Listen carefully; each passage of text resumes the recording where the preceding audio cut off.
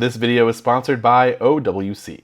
It is iPhone day yet again, and in this video we're going to go over some of the best new features that you need to start using right away with your new iPhone 14 Pro and iPhone 14 Pro Max. Let's start off with the display because there are a lot of changes here, and the most obvious new feature that you definitely need to get familiar with is the new Dynamic Island. For those of you who are not yet aware, Apple is embracing its new pill and hole cutout that recently replaced the notch and is now offering up what the company calls its Dynamic Island. The island is an area that blends the screen cutouts with software functionality so that users can now see some crucial information and notifications for functions or tasks that you might not otherwise be able to see as easily. So you'll get system alerts and notifications like an incoming phone call, AirPods being connected, Face ID and Apple Pay, charging, microphone or camera detection, and so much more. If you have music playing from the Music app, you'll see in the Dynamic Island the album art and a waveform icon, but this also works with Spotify, YouTube Music, Amazon Music, and so much more thanks to the Now Playing API right out of the box. So you won't have to wait for any updates, it will be compatible. In the future, when Apple releases live activities, which we now know will be with iOS 16.1, you'll have the same live activities that'll be available on the lock screen in the Dynamic Island, so you can see things like sports scores or Lyft ride updates right up there in that area. The Dynamic Island works pretty seamlessly and is something that's going to change the way we absorb this information and interact with our iPhones at certain times. The next feature has something to do with the display as well, and it's the always on display, which is one of those features that Apple definitely took its sweet old time to adopt when other Android manufacturers have had this feature for years. The biggest difference with this always on display, however, is that it's literally just a dimmer version of your lock screen. That and the LTPO screen behind the scenes will go all the way down to 1 Hz to help preserve that battery life, but other than that, it's still in pretty much full color, and you can see your entire lock screen, all the notifications, anything that would be on your lock screen you can see in this new mode. This is unlike other manufacturers that may give you another design that you could kind of put up there, maybe some artwork, but it's a very small portion of your screen, and you get some different icons for custom notifications, but other than that, it's not your whole entire lock screen like it is with the iPhone. The downside to this is that there really is no customization to this feature on the iPhone. You can go into settings and toggle it on or off, but that's about it.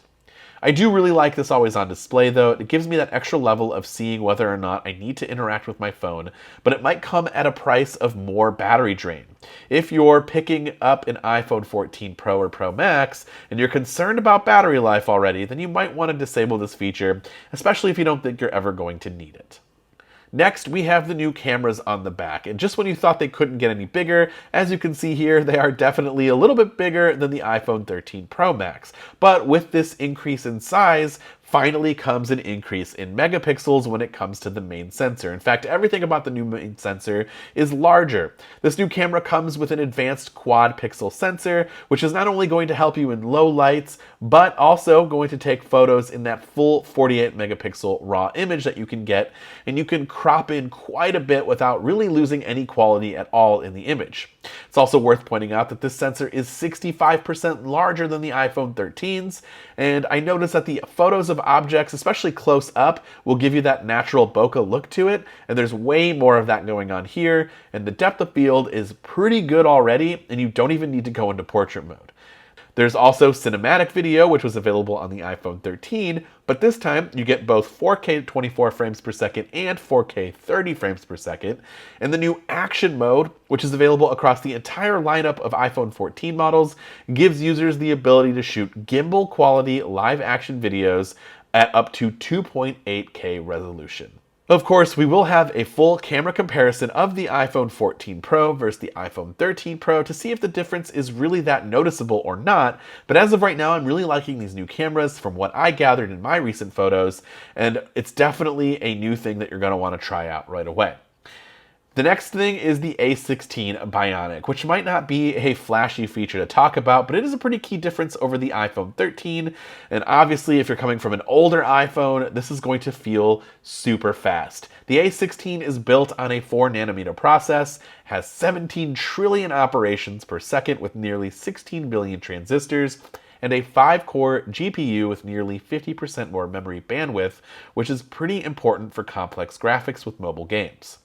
Really, this is all a lot of technical speak for it's really fast, and most importantly, it's very power efficient, which is going to help you keep that all-day battery life when you have these new features that will be power hungry. We did do Geekbench scores on both the iPhone 13 Pro and the iPhone 14 Pro to see if there were any massive performance increase indicators that we can see via a score. And when it comes to CPU, there's a little bit of a difference, but with GPU, you'll see much more of a drastic change between the 13 Pro and 14 Pro. It's still not a whole lot, but you can see that memory bandwidth and just that little bit extra GPU performance, which is definitely going to help when gaming. And obviously, compared to some older iPhones, it's a really big update. And of course, compared to Android devices, it's just second to none. Last but not least, we have two features that I can't test out, but I'm lumping them into one, and that's crash detection and satellite connectivity.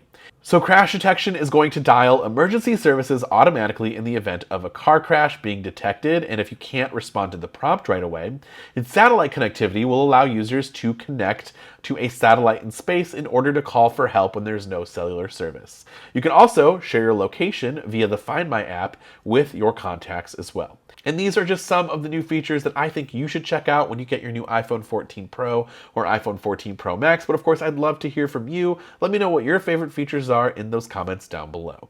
Now, before we end today's video, I do want to give you more information about today's sponsor, OWC. OWC's Soft RAID is the most powerful intuitive RAID software on the market for macOS and Windows. It protects your data, it optimizes performance, and it's packed with features like multiple RAID options and predictive disk failure monitoring. Soft RAID provides a level of performance that you simply can't get with hardware RAID. Selectable RAID levels offer maximum value capacity, optimum drive performance, data protection, or a combination of attributes. It's ideal for anyone who needs to safely store and back up massive amounts of data, including, but not limited to, video editors, audio producers, photographers, and graphic designers. For more information about Soft RAID, or if you want to start a free 14-day trial, click the link in the description down below. This has been Dan with MacRumors. Thanks so much for watching, and I hope to see you around in the next video.